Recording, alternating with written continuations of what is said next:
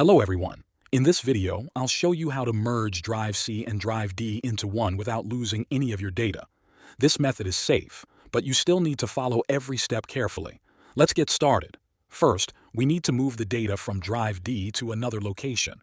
You can use an external hard drive, a USB flash drive, or another internal drive if you have one. Open File Explorer.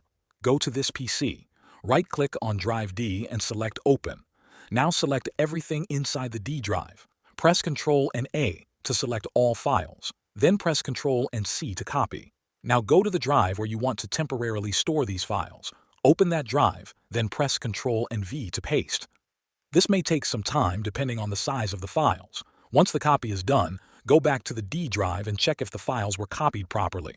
If everything looks good, you can delete the original files from the D drive. Press Ctrl and A again to select all. Then press Shift and Delete. This will permanently delete the files from Drive D. Only do this after confirming the files were safely copied. Now that the D drive will be empty, you'll be ready to merge it into the C drive. Click on the Start button. In the search box, type Disk Management. Click on Create and Format Hard Disk Partitions. A window will open showing all your drives and their partitions.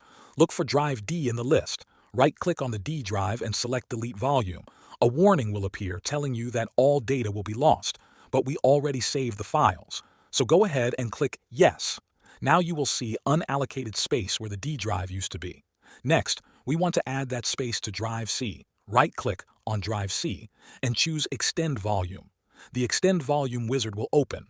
Click Next. It will show the unallocated space we just made. Make sure it's selected, then click Next and then click Finish. When it's done, your Drive C will now include the space that used to be Drive D. That's it. You have now successfully merged Drive D into Drive C without losing any data. Thanks for watching.